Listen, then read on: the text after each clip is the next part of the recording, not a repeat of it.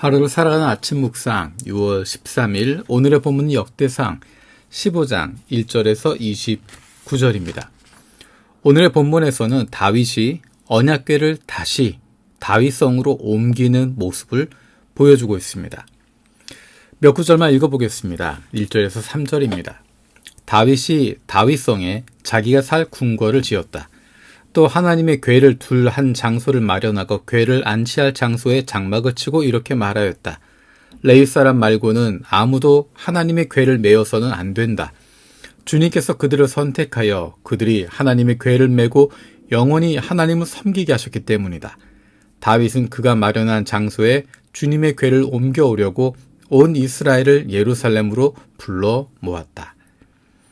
앞에서 봤었던 내용에서 온 이스라엘을 다 불러 모았을 때 하나님의 언약궤를 옮기다가 실패했던 순간이 있습니다. 하지만 다윗은 거기에서 멈추지 않습니다. 실패의 이유를 정확하게 파악합니다. 내가 왜 실패했는지, 좋은 의도를 가지고 있었고 모두가 다 박수치고 있고 모두가 기뻐했는데 왜 그런 비극이 일어났는지, 그는 이 모든 것이 하나님이 원하시는 방식대로 하지 않았다는 것을 알았습니다. 그래서 2절에서 레위 사람 말고는 아무도 하나님의 궤를 메어서는 안 된다라고 이야기하는 것입니다. 그리고 레위 가문을 불러서 그들이 중심이 되어 하나님의 언약궤를 옮기도록 하게 됩니다. 12절에 이야기합니다. 여러분은 레위 가문의 족장들입니다. 여러분 자신과 여러분의 친족들을 성결하게 하고 주 이스라엘의 하나님의 궤를 내가 마련한 장소로 옮기십시오. 지난번에는 여러분이 매지 않았으므로 주 우리 하나님께서 우리를 치셨습니다. 우리가 그분께 규례대로 하지 않아서 그렇게 된 것입니다.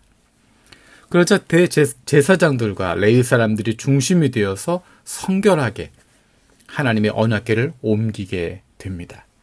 그 장면을 묘사하고 있는 것이 25절부터의 내용입니다.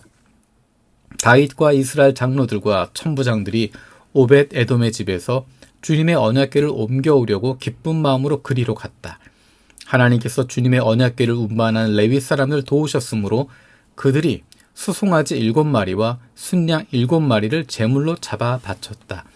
다윗과 하나님의 궤를 맨 레위 사람들과 찬양하는 사람들의 지휘자 그나냐가 모두 다 고운 모시로 만든 겉옷을 입고 있었으며 다윗은 모시로 만든 에봇을 입고 있었다. 온 이스라엘은 환호성을 울리며 뿔나팔과 나팔을 불고 심벌즈를 우렁차게 치고 검은고와 수금을 타면서 주님의 언약궤를 메고 올라왔다. 이 모습을 보면 얼마나 기쁘게 온 예루살렘의 기쁨의 잔치가 열리고 있음을 보게 됩니다. 앞에서 보았던 것처럼 실패했던 것, 그것으로 끝나는 것이 아니라 실패했지만 그 이유를 정확하게 파악하고 다시 시작하는 것입니다. 이것은 마치 오답 노트를 만드는 것과 같습니다. 내가 실수했던 것, 틀렸던 것, 그것이 무엇인지를 잘 분석하고 그것에 대한 대안을 준비하는 것입니다. 하나님의 뜻을 따르려고 할 때도 얼마든지 실수할 수 있고 실패할 수도 있습니다. 하나님의 뜻을 맞추지 못할 때도 있습니다. 그럴 때는 다시 시작하는 것입니다. 한 번 멈춰졌다고, 한 번 실패했다고 끝나는 것이 아니라 좋은 의도를 이루기 위해서, 하나님의 뜻을 펼치기 위해서는 다시 시작하는 것입니다. 다시 시작하는데 과거의 실패를 거울 삼아서 다시 돌아보고 하나님의 뜻이 어디에 있는지, 내가 어떤 부분에 문제가 있었는지를 돌아보고 그것에 대해 준비를 하는 것입니다.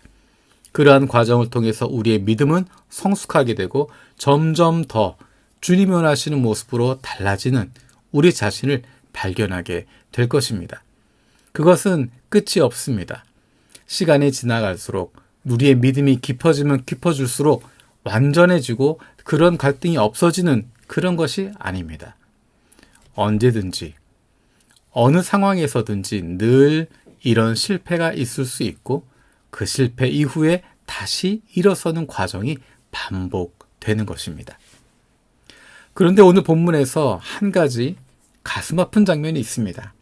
그것은 마지막 29절입니다.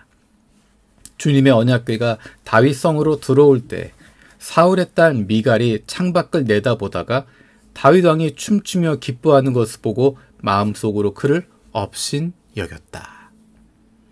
앞에 있었던 내용들 다윗이 그리고 온 이스라엘 사람들이 여호와의 언약궤가 예루살렘으로 돌아온 것에 대해서 기대하고 있었고 기뻐하고 있었고 그것에 대해서 축제를 벌이고 있는데 그 기쁨에 동참하지 못하고 있는 한 사람이 있었습니다. 그가 바로 다윗의 아내였던 미갈이었습니다. 남편인 다윗 왕이 그렇게 춤추고 기뻐하고 행복해하고 있는데 다윗뿐만 아니라 모든 사람들이 기쁨의 축제 가운데 있는데 그 기쁨에 참여하지 못하고 있는 가장 불행한 모습을 보여주고 있습니다. 이 얼마나 안타깝고 불행한 모습입니까? 사울의 딸 미갈은 저 멀리 블레셋에 있는 것도 아니고 적성국가에 있는 것도 아닙니다. 왕궁에 있었고 다윗 왕의 아내였습니다.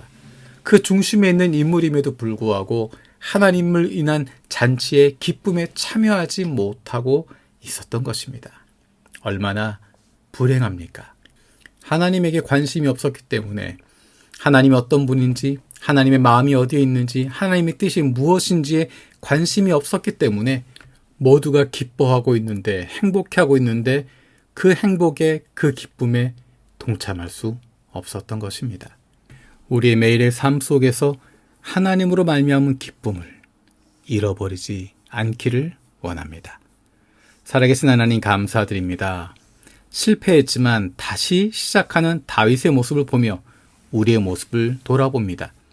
때로는 실패하고 때로는 실수하기도 하지만 다시 일어설 수 있는 하나님께서 원하시는 방법으로 다시 일어설 수 있는 저희들 되게 하여 주옵소서. 우리의 매일의 삶 속에서 예수 그리스도로 말미암은 기쁨을 잃어버리지 않도록 그 기쁨을 빼앗기지 않도록 우리를 붙들어 주옵소서. 감사드리고 예수님의 이름으로 기도드립니다.